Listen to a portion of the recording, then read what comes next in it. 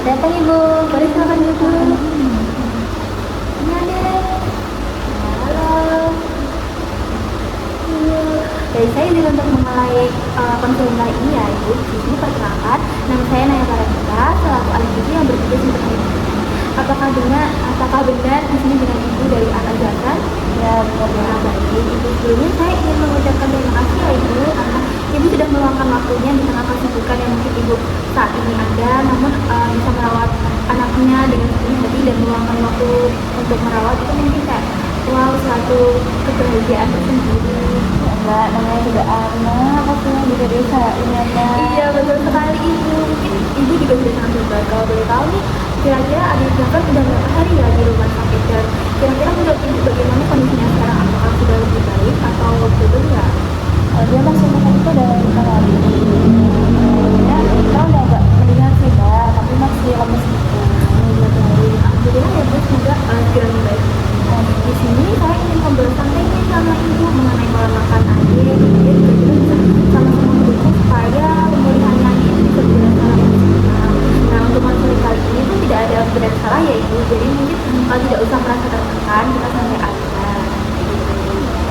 Jadi nanti kalau misal ada yang kurang jelas dari konseling yang kita laksanakan, mungkin bisa langsung nanya saja, tidak usah singkat, kita diskusi seperti ngobrol santai biasa saja. Oke Mbak. Sebelum di sini saya mulai untuk makanan makanannya nih Bu, kira-kira dalam sehari biasanya adik bisa makan berapa kali ya? Biasanya dia kalau makan tuh 3 kali Mbak. 3 kali itu sudah termasuk selingan atau belum ya?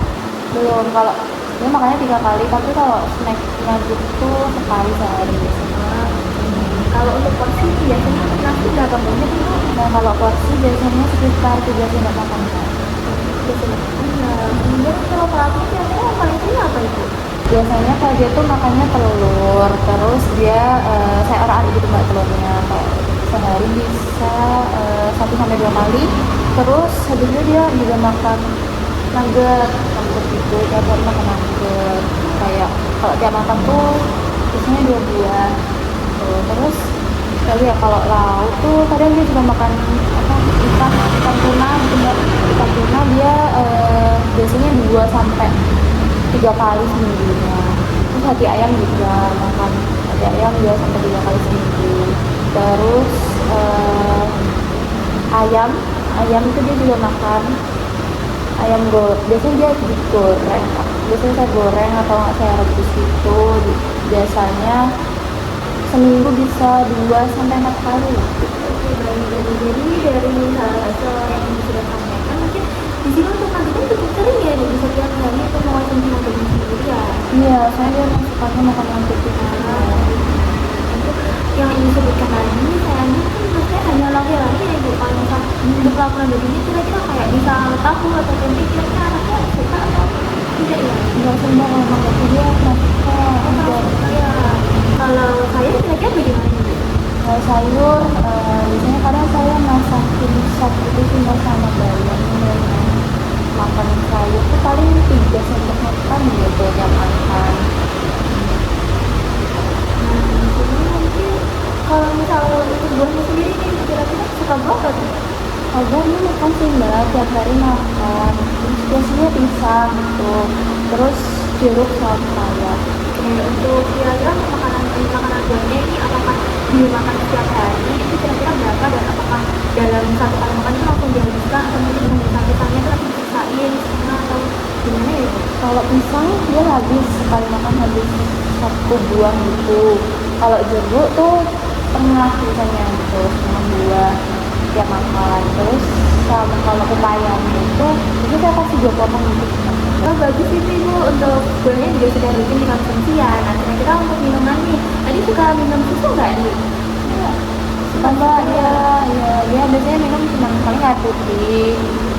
Kalau untuk minumnya kira-kira berapa gelas gitu per hari? Paling 3 sampai 4.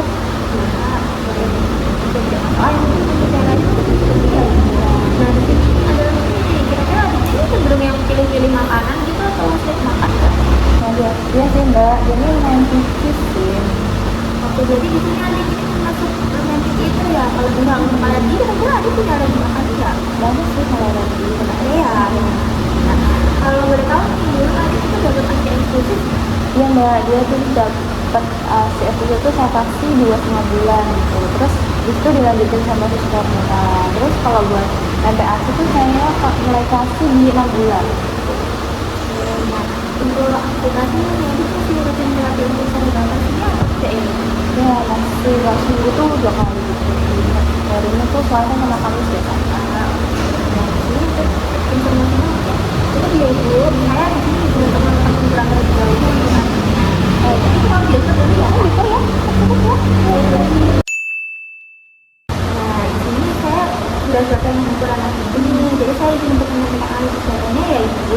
Berdasarkan hasil riwayat makan tadi untuk asupan energi, lemak dan karbohidratnya selama 24 jam terakhir itu melebihi dari kebutuhannya ibu. Kemudian sebelumnya mohon maaf juga ya ibu untuk data hasil pengukurannya yang kita lakukan tadi, berat badan anak ibu ini sudah agak lebih dari usianya. Kemudian jadi berdasarkan data nilai Z-score atau mungkin kebijakannya itu tuh berat badan perpanjang badan dan juga IMC per umurnya ini tuh termasuk kategori obesitas. Nah, berdasarkan berat badan per umurnya, anak ini juga berisiko berat badannya lebih. Namun untuk panjang badan per umurnya ini masih kategorinya masih. Nah, kalau gitu harus gimana mbak? Jadi di sini emang kita perlu mengatur pola makannya ya supaya tidak semakin tinggi. Apalagi dengan kondisi anak itu yang saya alami, berat badan hidup itu bisa menghambat pergerakannya, jadi makin terbatas gitu. Jadi dari data itu juga tadi kan makan hidupnya cukup sering ya, hampir tiap hari. Dan itu asupan makannya itu dia akhirnya tinggi, terus sedangkan cairannya tadi masih kurang, masih belum tidak makan gitu ya. Jadi itu sebetulnya udah enak juga anak ibu, apalagi dia juga sedang dalam pemulihan kan, masih sangat belum itu. Ini kalau misalnya kita itu juga berat badan agak energinya agak berlebih, kemudian untuk makanannya masih belum seimbang dan juga itu kan masih belum makan, tapi tidak akan tidak usah khawatir, ini kita bisa kerja bersama ibu. Ya mbak, kalau dipaksa nanti dia nggak mau makan mbak gitu. Seperti ini mungkin kita bisa fokus untuk mengurangi makanan olahan, kayak tadi kan makanan beda kan bisa berapa itu bisa kita kurangi. Terus untuk penambahan porsi sayurnya mungkin bisa ditambah sedikit. Kemudian misal makan nasi, lauk, sayur itu bisa porsinya juga disesuaikan lagi ya, tidak langsung yang berubah drastis tidak apa. Jadi kayak kita sesuaikan dulu, kita kenalkan lagi kan porsinya itu harus segini. Jadi biar dia juga terbiasa untuk membeli. Nah, di sini saya juga punya nih sedikit sebaran dulu. Ini mungkin dari sini itu ada untuk sedikit informasi juga tentang cerebrasi untuk anak ibu. Jadi isinya tuh beda banyak ya ibu. Mulai dari untuk kebutuhan cairannya sendiri, cerebrasinya itu bisa ada 3 sampai 15 RPI per hari ya. Jadi kan ini sudah bagus, bisa tahan ya. Kemudian untuk tujuan pengatur makannya di sini juga ada. Jadi kayak menjadi berat badan tadi siang, nanti kan berat badannya juga berlebih. Jadi kita bisa mengatur supaya menjadi berat badan ideal. Kemudian juga ada yang untuk otak dan fisiknya, meningkatkan daya tahan tubuh juga. Kemudian di sini juga ada prinsip-prinsip yang diajarkan seperti mungkin anak ini bisa tinggal tumbuhan, tidak berlebih. Kemudian untuk proteinnya ada telur, ikan, ayam. Kemudian tadi kan masih kurang ya untuk kemudian untuk bisa mengurangi lemak, bisa mengurangi asupan nadinya mungkin bisa dikurangi kalau misal emang harus tiap hari mungkin kayak untuk satu gitu nanti minggu depan bisa dikurangi kayak berapa hari sekali aja dari nasi gitu itu. Kemudian juga untuk vitamin dan mineral ini dari sayur dan buah ya mungkin kalau misal ada yang kurang berenang kita bisa kayak sayurnya bisa yang lebih berwarna gitu, jadi kayak lebih menarik mungkin bisa hijau, ada orange dari warna kayak gitu, jadi anak-anak juga lebih suka. Kemudian yang terakhir juga untuk teksturnya bisa mungkin sedikit lebih lunak supaya tidak tersisa gitu ya itu. Kemudian di sini juga ada nih kalau misal untuk pilihan makanan sehatnya ini bisa dilihat ada banyak ya. Dan untuk dibaliknya juga ini ada kayak kan makanan yang perlu dibatasi oleh itu gimana cara mengatasi, kemudian juga ada cara mengatasi antivirus kayak gimana. Nah itu banyak sekali sebetulnya untuk cara-caranya. Kemudian juga ini ada untuk buat yang saya batasi juga ada kayak mungkin teksturnya bisa aman, kemudian posisi tegak saat makan, kemudian juga sabar dan perlahan kayak itu jangan berdiri bagi waktu dulu untuk anak seperti itu sih. Jadi nantinya mungkin kalau bisa disimpan di rumah seperti kita juga salah ini kayak gimana itu Makasih ya mbak, ditawarin. abis ini begini